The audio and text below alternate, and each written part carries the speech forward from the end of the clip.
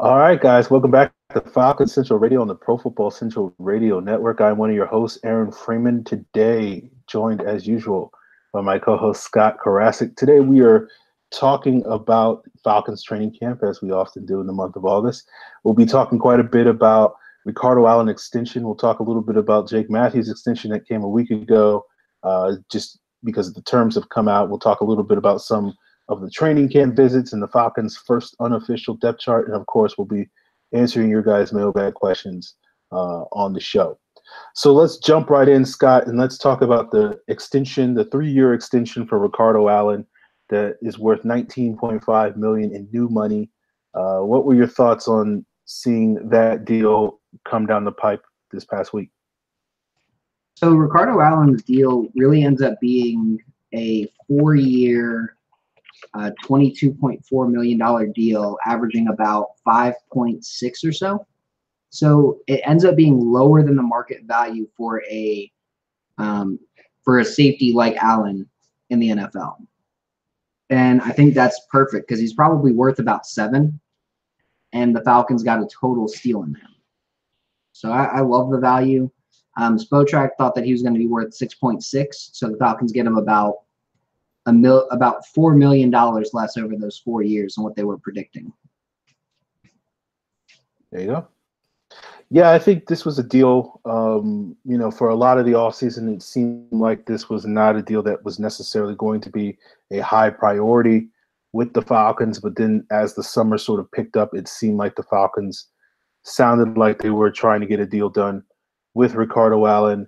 And I think it's good that they did. I think this is a solid deal. I think they got him, as you said, for a little bit under market value, given what some of these other sort of single high safeties have gotten in recent off seasons, guys like Rodney McLeod and Tayshaun Gibson, among others.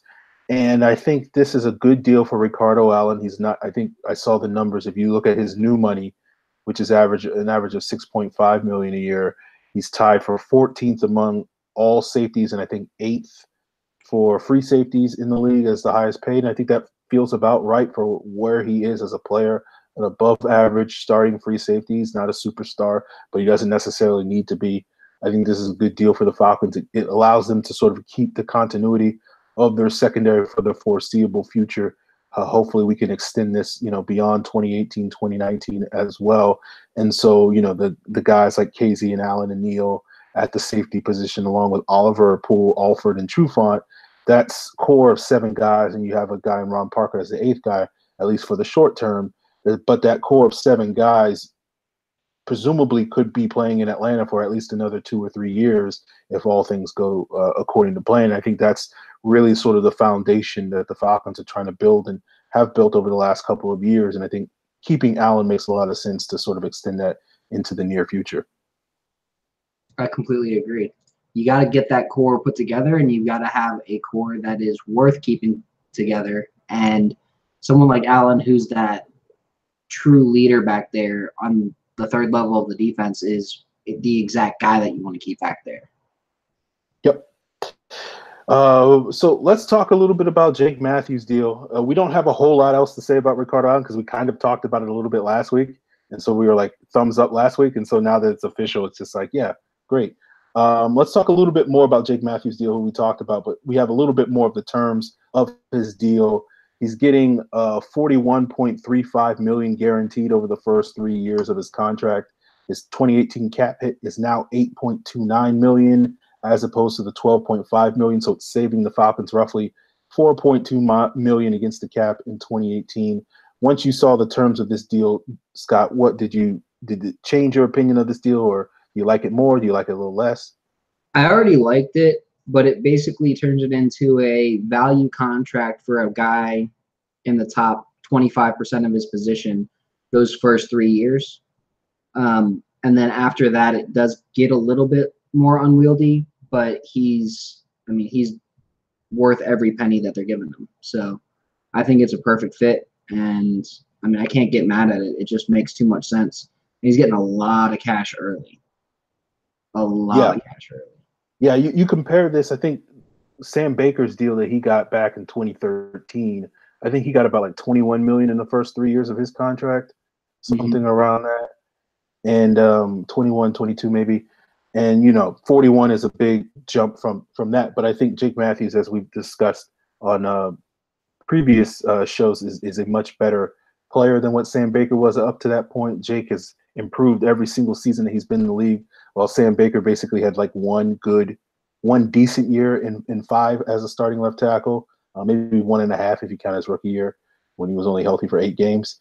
So I feel like this, Jake's arrow is pointing up. I feel like, investing this money, $41 million over the next 3 years in him, is a smart move for the Falcons, particularly when you look at the age of some of their other offensive linemen, who over the next 3 years, the Falcons are going to have to start drafting players to start to replace some of those guys.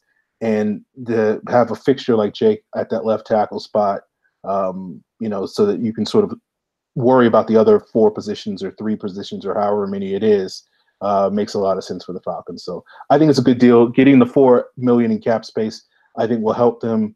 We'll see how much Allen sort of eats into that, but I think it'll certainly help them in regards to getting both Allen and Grady Jarrett signed before the year's up.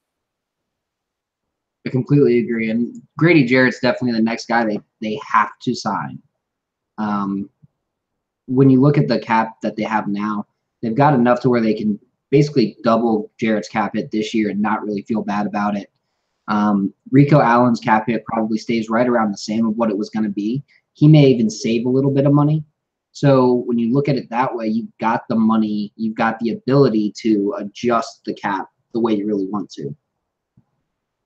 Yeah, if I had to guess, and this is only a guess, my guess is I think Allen's will go up a little bit. Like he's about $3 million pre-signing, and my guess will be he'll be about $4 million against the cap this year after his signing. So I do think $1 million, they're going to probably add about $1 million to the cap. But I think Jarrett, I think his cap hit is about a little less than $2 million this year. So my expectation for him is going to be around that $4 or $5 million. So I do think the $4 million that they got from Jake Matthews should be able to cover the increased cap hits for both Allen and Jarrett. But as you say, it's one of those things where you got to tweak it, move some money around. I think really Jarrett's contract, depending on when the timetable is for it to get signed, I think he's going to get like a big option bonus in the second year of his deal starting in 2019. And that's really when the money he's going to start to rake in, comes about. So we'll see how that goes, but we'll find out. Okay, let's move on and talk a little bit about training camp news. The Falcons unleashed their first unofficial depth chart. And when they say unofficial, it is very, very unofficial. Generally speaking, these depth charts tend to be about 50-50 in terms of their accuracy when you look at how they project a 3-deep roster or depth chart. But anything that stood out to you, Scott, when you saw that depth chart? The only thing that really stood out to me was where they have Brandon Fusco, which is backup right guard. And it might just be trying to motivate him or saying, hey, you've got to earn your spot with the starters. And they've got Schweitzer as the starting right guard. Maybe they do like Schweitzer best as their starting right guard. Maybe having another year in there is going to help them out. So who knows what that ends up being. And then on defense, I think for me, the only thing that kind of shocked me is that they don't show the nickel package, but they never really have. But that Foye Oluokun is behind Devondre Campbell. And I do think we can read into that. Because I think they view Devondre Campbell as a true weak side linebacker, base and nickel, but they'll use Duke Riley as the weak side every now and again. And we might even see some Kamal Ishmael and some Duke Riley playing down on the line like a strong side backer. I wouldn't put that behind or put that past Dan Quinn. Yeah, a couple of things stood out to me. That linebacker depth chart looks interesting to me because I feel like that's not what it's going to be.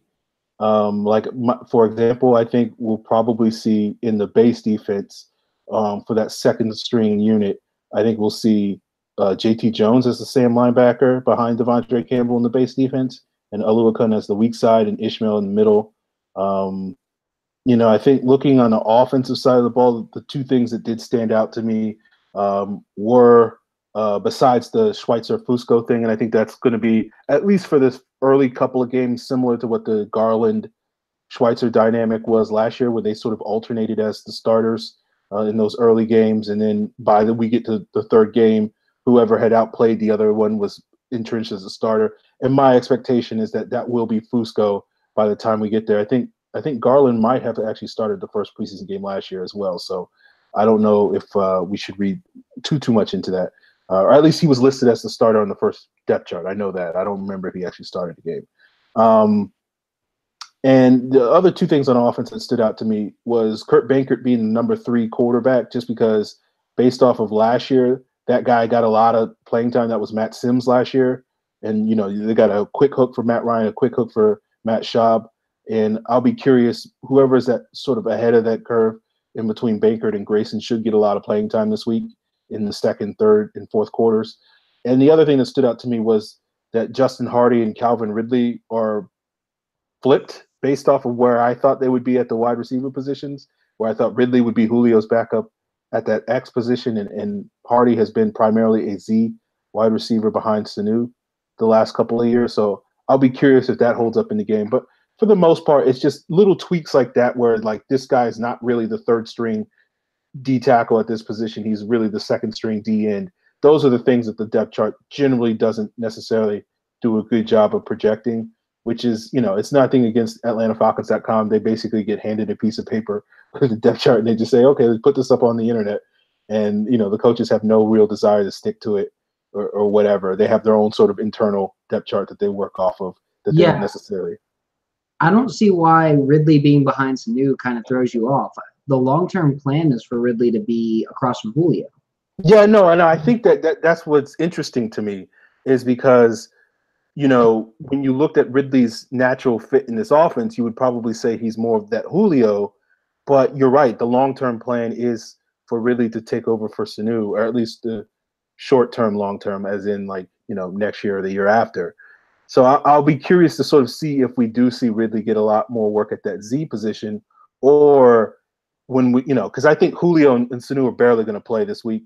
So we should see a lot of Hardy and a lot of Ridley, and I'll be curious to sort of see if those spots are flipped from what they traditionally have been in summers past.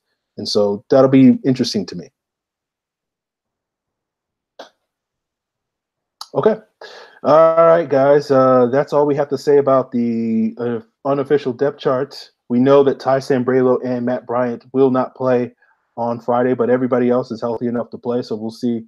That doesn't necessarily mean that everybody will play, but we'll see some starters maybe take a break after like 2 snaps, and then we probably won't see some of the 4th and 5th string guys just because there's not an abundance of reps to go around for everyone.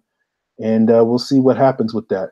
But other interesting tidbits out of training camp is that we've gotten a lot of sort of high-profile visits in the last week or so at Falcons training camp. Chuck Smith has been working as a coaching intern. Patrick Kearney got to work with the Falcons pass rushers for a day. Leon Washington has been a special teams coach intern. Ed Reed was at Falcons practice, I think, on Monday, and I think Chad Ochocinco was there on Sunday. Scott, do you take anything away from having some of these high-profile player visits and some of these coaching interns? So the fact that Chuck Smith is there, whether it's as a coaching intern, I just thought he was visiting camp, but the fact that he's there teaching these guys different things with their pass rush is very good. Patrick Kearney being there is awesome. I don't see anything special about Leon Washington being there. He was a good kick returner, I guess. And then Ed Reed and Chad Ochocinco, that was pretty cool to see them there. Reed talking to the safeties, especially Ricardo Allen, right after that contract signing, was kind of interesting to see right on Twitter. And then Ochocinco being at camp. The Falcons wide receivers all have swag, and that's what you need. And having a guy like Chad Johnson there show up and be like, hey, y'all are going to be the best. Y'all are going to do this. When he wouldn't even go to the Bengals. Ed Reed wouldn't even go to the Ravens. Smith and Kearney make sense because they were former Falcons. But Reed and Chad Johnson don't, because they never played for the Falcons. So it's interesting when you've got guys who are kind of modern legends in their own position, coming back and saying, we're going to go to the Falcons camp, see what's going on down there. Says how much they respect what Dan Quinn's building. Yeah, I think, you nailed it. I will say on the Leon Washington visit, I thought that was interesting because just from Leon Washington, from his days in Seattle when Dan Quinn was there, he was a very successful kick returner there. And I think sort of what he was in Seattle and elsewhere in the league is kind of what the team's hoping maybe Ito Smith could be this year, or at least maybe what I'm hoping Ito Smith will be this year, as sort of that very rarely used running back, but a potentially potent, return specialist. So, if he could teach him a couple of tricks here or there to help him out in terms of being a little bit more effective, or any of the guys competing for that kick return job to be a little bit more effective this year, then I'm all for it. And that's ultimately, I don't expect any of these players visiting these guys to necessarily suddenly, change the trajectory of their careers. But I think getting tips from former players, some of whom have been coaches, some of whom are trying to become coaches, I think is certainly going to be beneficial. You could see a reality where maybe a couple of these guys could wind up being, Falcons coaches in the future, down the road or something like that. Should, the Falcons look to replace other assistants or need to replace other assistants that get better opportunities elsewhere. So I think, the whole situation is beneficial for both parties, and certainly for the guys like Chuck Smith and Leon Washington. It doesn't seem like Chuck Smith is trying to get back into coaching, but certainly, I feel like if he was, he probably would have gotten hired at some point in the last 5 years, but who knows? So, obviously positive for the Falcons. Okay, let's jump into the mailbag. Not a whole lot to discuss on the leading up to the mailbag, but we got some interesting topics on the mailbag. Our first question comes from Bruce Luong. He asks, what should we expect this Friday versus the Jets? Players to watch out for. I hate to say it this way. It's the first preseason game, so it's our first real look at 2018 Falcons. There's really nothing we can do right now to be like, oh yeah, this is going to be the starting team and this is going to be the backup team and this one makes the most sense and this one does. Let's just watch them. Let's wait till Friday night and watch them and see how they play. Yeah, I think the thing that you can expect is not to see a whole lot of the starters. So I think what that means is you should see a heavy dose of guys like Eric Saubert, a heavy dose of guys like Calvin Ridley. However, that second string offensive line shakes out, whether Sean Harlow's there, whether Schweitzer's there, whether Fusco's there, or whoever winds up replacing Sam Braylo in the game, whether it's Brunskill or Gano. You should see a lot of those guys. You should see a lot of the backup running backs, very little of Devontae, very little of Tevin. Defensively, you probably will see a little bit more of the defensive starters just based off of how the Falcons have done it in previous years. They tend to play the defense a little bit more than they do the offensive guys, just because I think they're a little bit younger and have a little bit more to prove. And Dan Quinn's a defensive coach, so he's always constantly evaluating. But that might be like maybe a series or two more than the starters do. The offensive starters who might get one series, defense might get two or something like that. But it's going to be your first opportunity to see some of the rookies, particularly guys like Sanat and Oliver and Ridley, among others, Ito Smith. So, that's really the thing that you can pretty much be expecting and looking forward to seeing some of these guys for the first time in Falcons uniform. But other than that, it's a first preseason game. It's not going to be necessarily predictive or indicative of regular season success, even if the offense looks sharp, even if the defense looks sharp. They're going up against the Jets. It's like, whatever, man. Sam Darnold, Nate Shepard. I mean, I guess that can also get you excited. I'm eager to see what those guys do on the Jets as well. So that's really all I can say that you can expect and watch out for. New Jersey Falcons Ronan at Mave2124 asks, can you please explain the practice squad eligibility rules and if Sean Harlow would be eligible if the Falcons keep 9 offensive linemen and he is the odd man out? So eligibility rules are kind of weird. Basically, you have to have under 2 years worth of you need to have under 2 years worth of eligibility or of free agency eligibility, 2 seasons accrued, or you have to have under 4 for the last 2 spots. So it's either you could be a potential on your way to unrestricted, or you could be a potential on your way to a restricted free agency, or maybe it's even exclusive rights free agency for those first 8, and then those last 2 are, under 4 years of eligibility. That's really all it is. It's confusing. I know. It's very confusing. It doesn't it's make hard any sense. because they change the rules like every other year, and they're like they tweak it here and there, and so it's like there's like loopholes because it's like there used to be that you couldn't have played in more than 9 games, and you would be eligible for the practice squad if you had less than but you could have like 4 years of free agent qualified success, but if you played in less than 9 games, you were still good. It was really weird, but there were loopholes. And then there's like a rule where you can only be on the practice squad for 2 years, but then there's like a rule that you can be on it for a 3rd year if the team has 50. It's a weird loophole. So the eligibility rules are weird and ridiculous, and it's hard to really explain them in a coherent manner. But basically, Sean Harlow is eligible for the practice squad. I don't think Scott and I have debated this before. I don't think he's going to be the odd man out. I think he will be that 9th offensive lineman, but, only time will tell.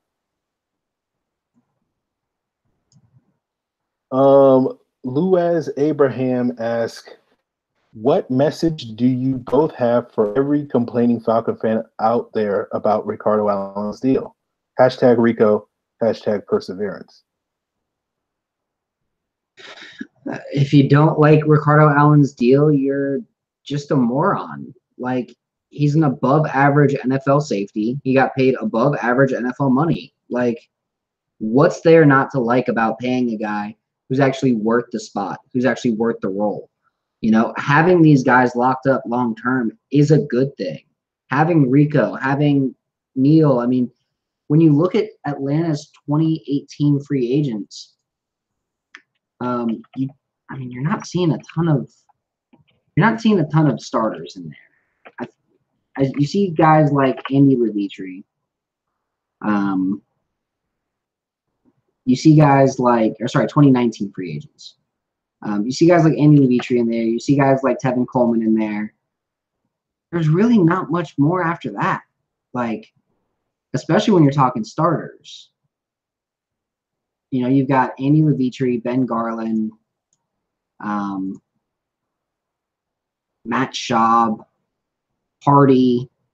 Like, there's no one that's vital. I'll put it that way. There's no one that's someone that you just can't lose. Like, Ty Sambrailo's on the list. Big whoop. The worst loss that the Falcons could take out of this entire group would be Grady Jarrett. That's the one that they've got to lock up. Outside of him, everyone else is replaceable. Terrell McClain, Ron Parker, Ricky Ortiz, Ben Garland, Andy Levitri, Sambrailo, Schaub, Pastor, Ishmael. Every single one of these guys is replaceable. That's going to be a free agent next year. I noticed you didn't mention Josh Harris because he is not replaceable. He is the core of the team. They're going to re-sign Josh Harris for $900,000 next year as his long snapper breaking $850K deal expire. Like, I'm sorry that I'm not counting a guy who's got $1 million salary as irreplaceable when the cap is going to be damn near $200 million next year. He's going to count less than 0.75% of the cap. He's not breaking anything. You got 53 players to sign. He's your best value signing right there. Yeah. I guess for me, I would, to answer this question, I would be curious to see the Venn diagram of people that were all in favor of paying Julio, as well as the people that are now complaining about the Ricardo Allen deal. I would imagine that should be very small overlap, But I imagine the Venn diagram of the people that were like, Julio's greedy and let's trade him, to the Venn diagram of people that are like, why are we paying Ricardo Allen, is probably a lot of overlap. So I think, if that's the case, then I think it's just people like to complain about contracts as if it's their own money. Look, I have been known to complain about a contract or two in my day. Once they sign the deal, you complain about it for a couple of weeks and then you move on. And, that's my expectation with this Ricardo Allen thing. Once the games actually start mattering and start happening, then, people will either be in their feelings about Ricardo Allen making this money or, pining for the days of Earl Thomas. I know when the Seahawks trade Earl Thomas or whatever, everybody's going to be like, oh, no, why couldn't we have done that? Even though if the Falcons had traded for Earl Thomas, it would have required them to pay probably 3 times as much as they pay for Ricardo Allen. But, that's a conversation for another day. That Thomas is going to be 30 years old after this season. And you would have to give up a high draft pick. Yeah, why would you give up a high draft pick for a 30-year-old safety? Again, he's one of the all-time greats at the position. I won't disagree there. But if you look over the last couple of years, he started to really get banged up. And, yeah, he was an Iron Man those first 6. But the last 2 years, he's starting to get these ticky-tack injuries. And you never know when there's that next injury, especially with a guy who's had a neck injury before, that's going to end his career. Yeah, I think, not to get too deep into speculating about a trade that will never happen. But the knock on trading for Earl Thomas is he's probably only going to play like 2 more years. And so you're giving up a premium draft pick, presumably somewhere in the first 2 or 3 rounds, for a player that's going to play 2 years with your team. And you're going to get great value in those 2 years from Earl Thomas. But you could sort of swing that to be, get 5 or 7 years out of that player. Like, imagine, would you trade Earl Thomas right now for Deion Jones? I don't think most people would. Would you trade Earl Thomas for Isaiah Oliver? I mean, some people probably would, but I wouldn't. So I think that's really sort of how you have to think about it. And if you can secure a guy like Ricardo Allen without having to spend a lot of money, it makes a lot of sense. And again, continuity is key. Slim Gator at South Life Gold on Twitter asks, do you think Julio will get his dreadlock powers back this season? Last time Julio had dreadlocks was what, 2011? I mean, it's very possible. I mean, I don't know what you mean by dreadlock powers. He was already more badass without them than with them. So yeah, once he got the haircut, his play got significantly better. Unless he had him in 2012, which I don't think he did. No, he didn't. I'm confused. Like, although Julio's one of those guys, it doesn't really matter. It doesn't really matter, but it is. I think the lack of braids gives him a little bit more aerodynamicness. So maybe, I don't know. Zamir Sabanovich at Zamir406. Do you guys hear anything about Duke Riley? I've been hearing that he doesn't look particularly good in practice and that Foye Olakun getting more reps than him with the first team. What is your guys' take on that? I don't know who you're hearing any of this from.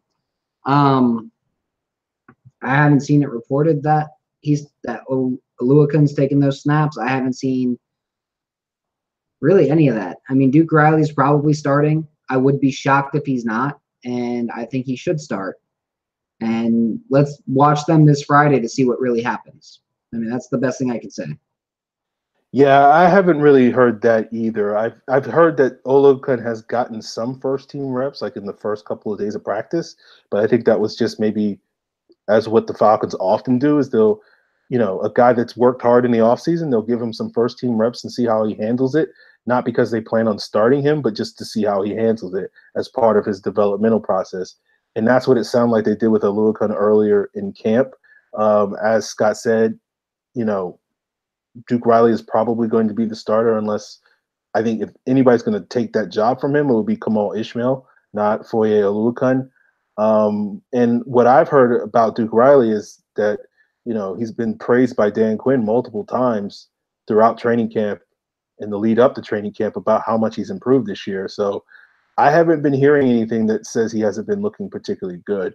So I'd be curious to see, who are your sources on that, Samir? Brian, at your homeboy, Brian asks, we have been so much more successful and competitive in the postseason in must-win games under Dan Quinn than we were with Mike Smith. What has Dan Quinn done differently that Mike Smith was not able to do, in your opinion? Game plan. Use guys in the right positions. Play guys who are earning their role and not just sticking with his favorites, like what Dan Quinn used to do. Actually motivating people.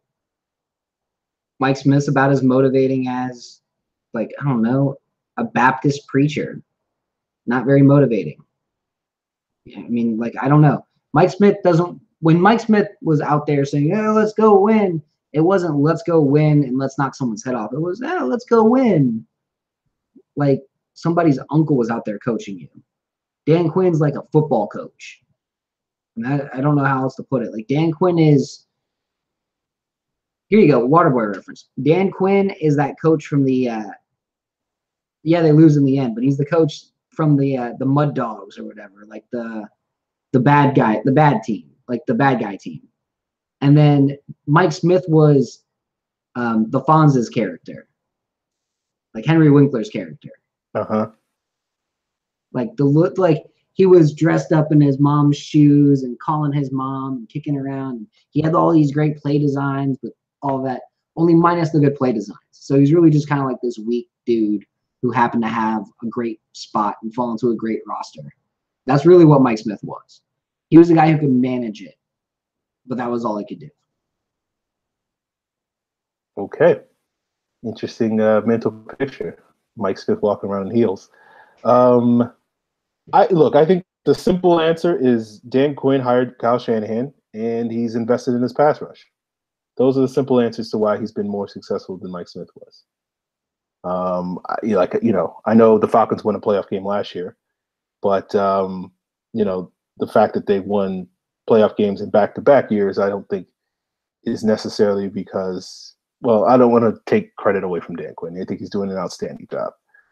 But I think a lot of the success they had in 2016 was due to Kyle Shanahan. So I think, having an ace as a play caller goes a very long way to when you have Dirk Cutter and Mike Mularkey for 7 years. So, and, having a pass rush, or at least investing in a pass rush. I still have questions about the Falcons pass rush at this point in time, but I certainly have far less questions about it than I did some of the pass rushes that Mike Smith's teams had. For the last, 10 years, the Falcons have had pretty much a joke of a pass rush outside of a man named John Abraham. And a man named Jonathan Babineau. Don't forget. And a man named Jonathan Babineau. And then Dan Quinn comes in and brings in Grady Jarrett, brings in Vic Beasley, brings in Tack McKinley, brings in Deidre Knott, Terrell McClain, Dantari Poe for last year. Claiborne, Yeah, Claiborne actually has guys who can come in and pass rush. Hell, Brooks Reed, for a rotational guy, he's a hell of a pass rusher. The guy who's coming in playing 30% of the snaps and getting 4 or 5 sacks a year, that's a great value pickup, And he's that veteran leader for that group. And he's depth. He can play both sides. He can play inside sometimes. Like, Brooks Reed's great. So when you got a guy who's so focused on let's shoot the gaps, let's kill pass rush, like let's kill him with a pass rush, that's what you want. That's exactly what you want. Yeah, I think the main differences I would point out between Dan Quinn and Mike Smith is I think by and large, Mike Smith's philosophy was to play not to lose. And I think Dan Quinn is much closer to the philosophy. And certainly when Kyle Shanahan was the offensive coordinator, and you can certainly argue to their detriment in the Super Bowl, but their philosophy was always to play to win. And I think your ceiling is always going to be a little bit higher when you play to win as opposed to when you play not to lose. And I think that was ultimately the downfall of Mike Smith, is that over time, the talent that they were able to build and inherit early on in their career, you look at the moves that they made from 2008 to 2010, the addition of Julio, as well as the wealth of talent that they inherited from the Petrino and Mora teams that include guys like Babineau and Abraham and Roddy and Harvey Dahl and Clabo and McClure, et cetera. Once that talent started to dry up, their sort of conservative, I guess you could say, playing style just didn't work when you didn't have the talent to back it up. And I think the difference between Dan Quinn is, even though the talent is greater now than it was, I don't think the gap is probably as big as some people like to pretend it is. But I think Dan Quinn is able to get more out of his players because they play a little bit more sort of aggressive in the sense of they're trying to go out there and score as many points as possible. They're trying to go out there and shut down teams and be this sort of physical team that is designed to attack teams, not necessarily designed not to be beat, I guess, is how I would describe it. So I think it's a core philosophical difference between the two guys. And I think, Dan Quinn's able to get a little bit more out of his players because of that. And let's also put in, Dan Quinn runs defenses that he schemes for each individual team, and he runs more than one defensive coverage the entire game. He's willing to switch up between cover 3 and man and run those matchup zones and everything that he needs to do when he goes against any team. The scheme he ran against Russell Wilson versus the scheme that he ran against Aaron Rodgers versus the scheme that he ran against Tom Brady were 3 completely different schemes in terms of coverages. And the Falcons still were able to perform and execute all of them.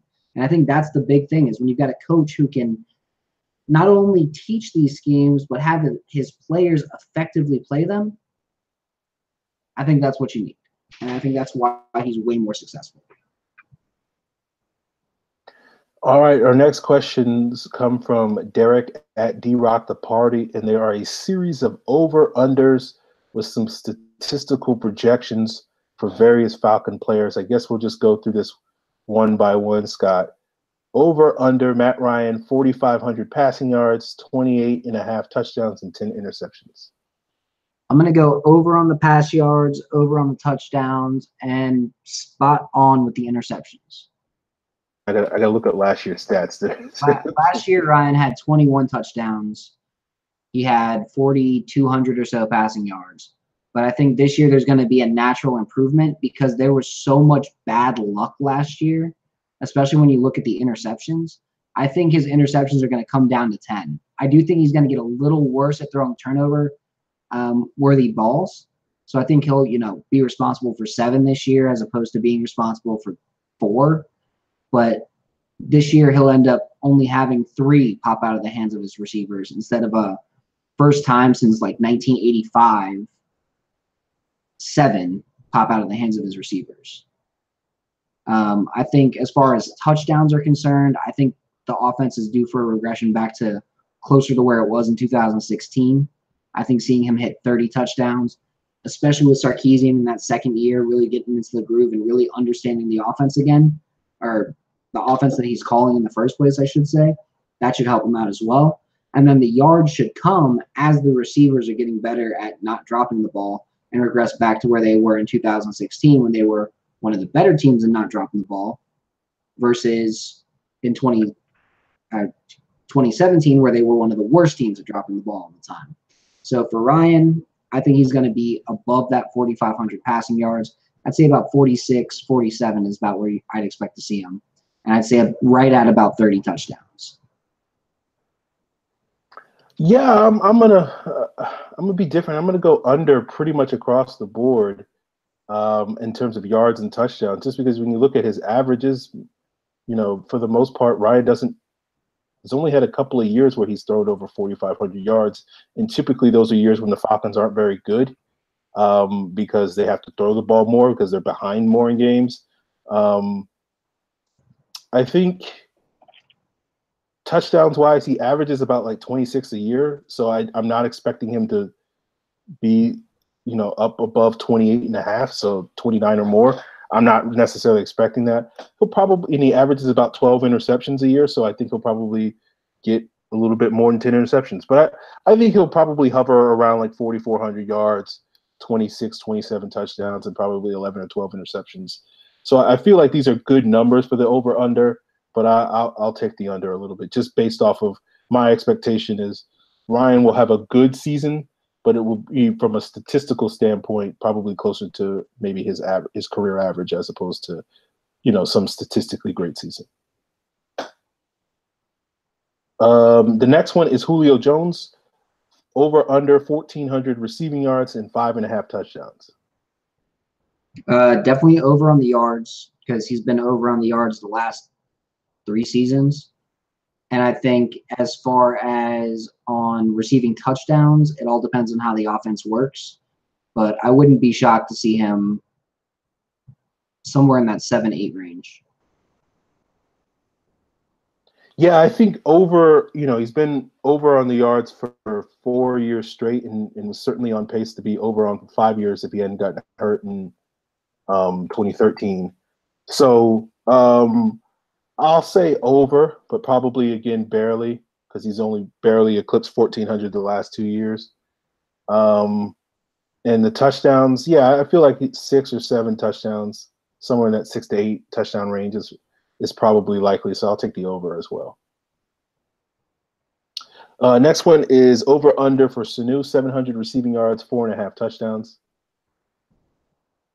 I mean, I'm going to go with under. I'm thinking 600 yards, 4 touchdowns. I don't think this is going to be the best year for Sanu, because I think we're going to see Ridley start to take over his main role in the base offense throughout as the year goes on. That's just what I'm thinking. I think we're going to see Ridley probably eclipse what Sanu did last year.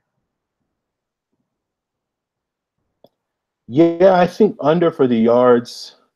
I'm tempted to go over for the touchdowns, but I'm going to go under because I feel like he'll probably get like 4 touchdowns as opposed to 5.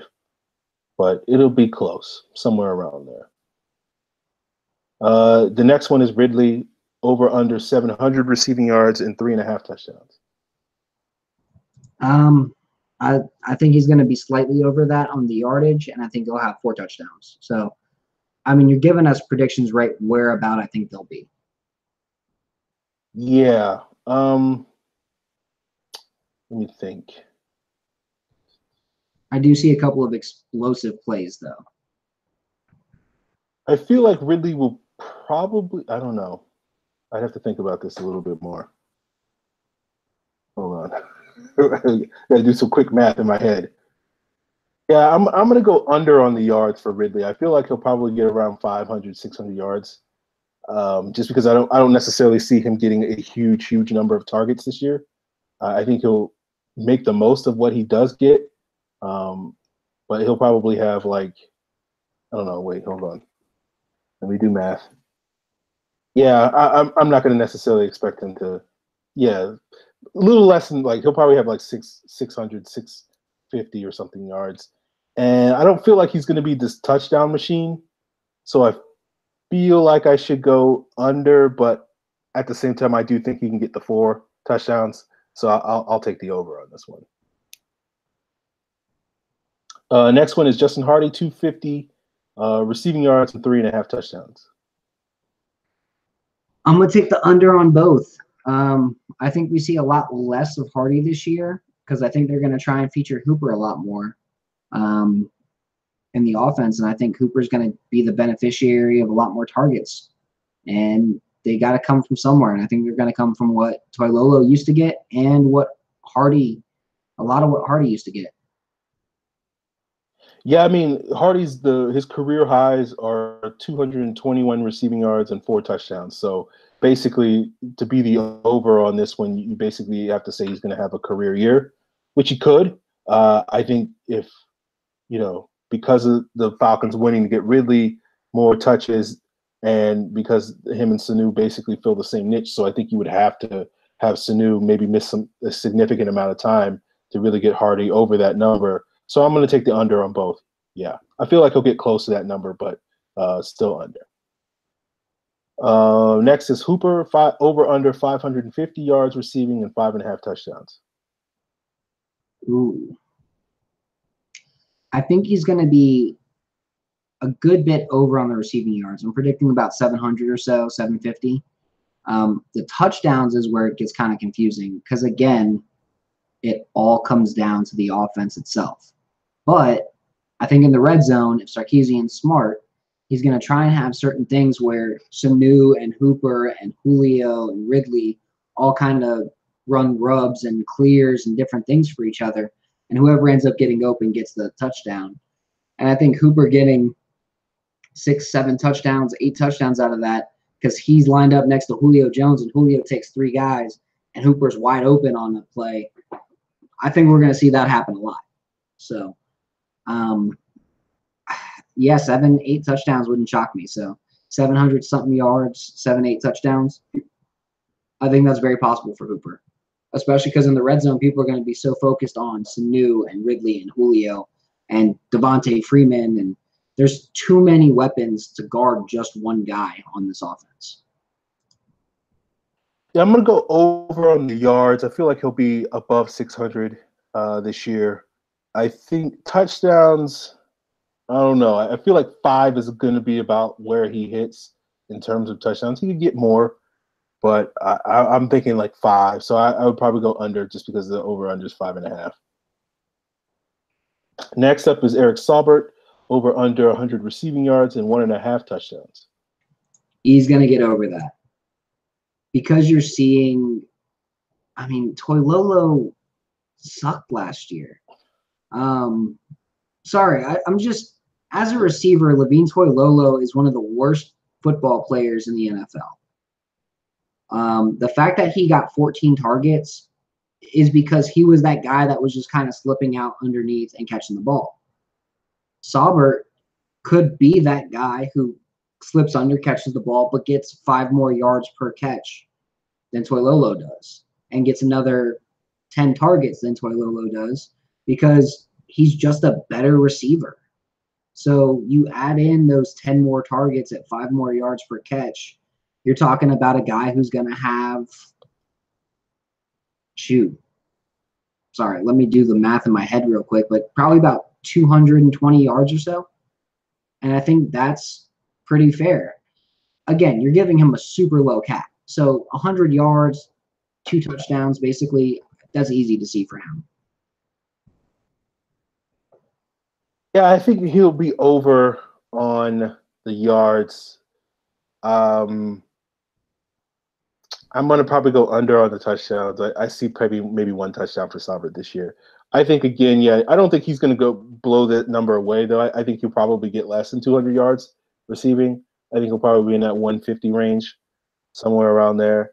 I don't expect Saubert to have a big year. I think he'll get some hype over the course of the preseason because we should see a lot of him over the course of this preseason.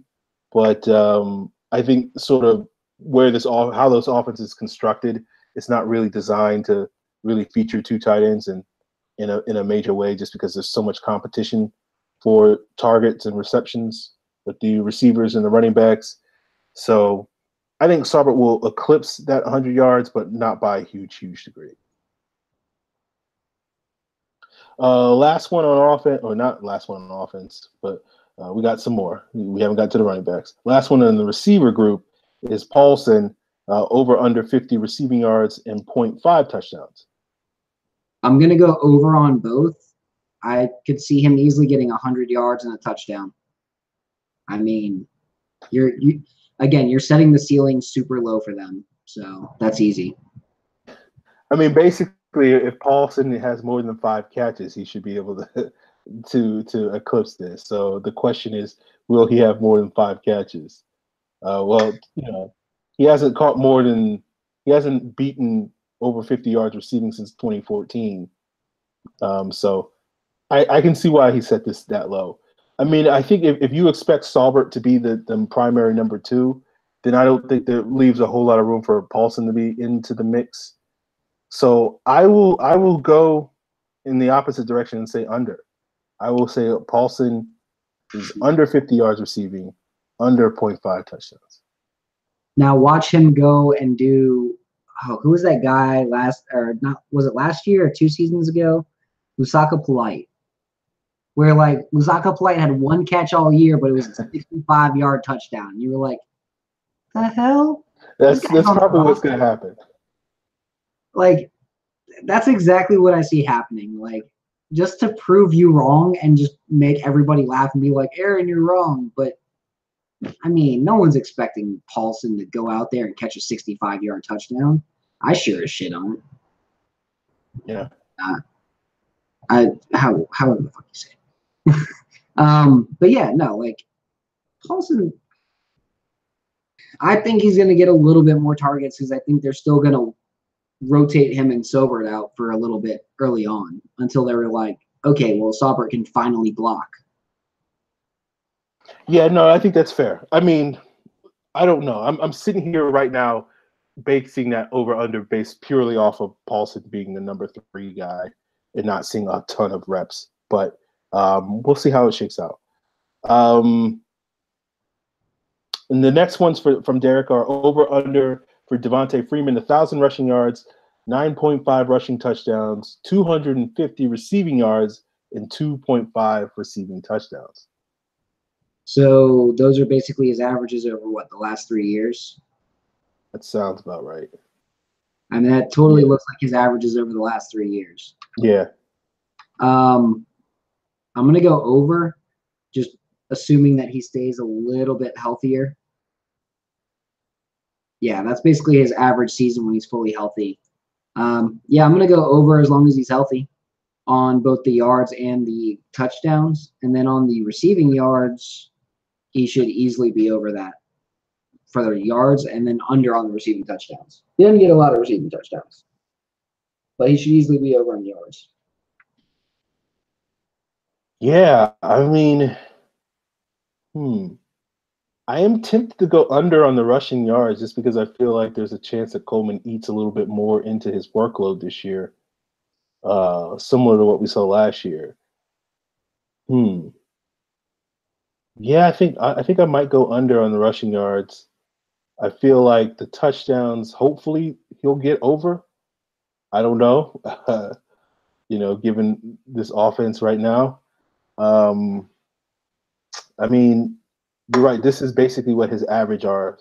And so if you say over, you're basically projecting him to have, a pretty good season. So I'm going to go under on the rushing stats. Just I think he'll be over on the receiving yards and probably under on the receiving touchdowns. Coleman, on the other hand, over under 500 rushing yards, 3.5 rushing touchdowns, 320 receiving yards, and 2.5 receiving touchdowns. Over on the receiving touchdowns. I'm going to go with over on the receiving yards. It wasn't an issue of targets last year. He had right about the same amount of targets as he did in 2016. I think it's more about usage and teams kind of realizing how the Falcons were using Coleman and keying in on it a little bit more. But I think he'll have a better year this year receiving the ball just because there's going to be more competent targets out there than Levine Toilolo. And, they're going to have to really worry about Calvin Ridley in the slot a little bit more. And I think they're going to use Coleman out at wide receiver a couple times as well. So it wouldn't be shocking to see him go 350, 400 yards receiving. As far as rushing yards is concerned, as long as he's healthy all year, again, he's going to break the rushing yards. That's basically what his average was the last 2 seasons. So I don't see any reason why he wouldn't break that. Yeah, I think, these over-under projections are pretty below what Coleman has averaged at least the last couple of years. Maybe if you throw in his rookie season, then maybe it lowers it a little bit more. But I'm going to go over pretty much across the board here. Yeah, I think that's what mine ends up being as well. It's over across the board, with rushing touchdowns probably being closer to 6 or 7. Yeah, I think so too. Especially if the red zone gets really going. I could see Freeman and Coleman having another 18 touchdowns in the red zone combined, like they did in 2016. And they had 3 touchdowns outside of the red zone, but everything else was in it. So that's what I see there. Last one is Ito Smith, over under 50 rushing yards, 0.5 rushing touchdowns, 50 receiving yards, and 0.5 receiving touchdowns. So basically, will he be better than Teron Ward? I'm going over on all of that. I'm expecting like 125, 150 yards for receiving, a touchdown there. I'm expecting about 200 rushing yards and a touchdown there. And I don't feel like that's asking too much because Atlanta might be blowing a team out one day and Ito Smith gets 120 yards and a touchdown in that game rushing. So, I mean, Ito Smith is good, and I think people are sleeping on him because he's basically a faster Devontae Freeman coming out. Well, I mean, you look at Ward's rookie season, and with the exception of receiving touchdowns, he did better than all those numbers.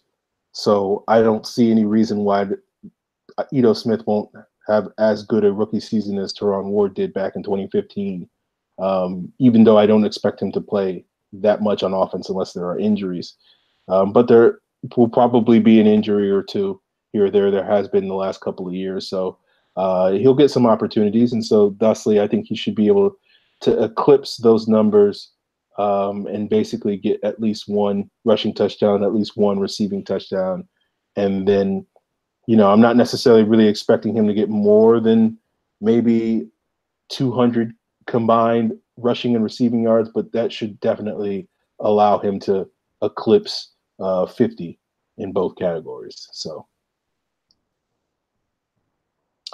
all right, guys, that's it. We'll be back next Wednesday, if I'm not mistaken, right, Scott? Yes, next Wednesday we're going to be back, and we're going to have Matt Harmon on the show from Yahoo.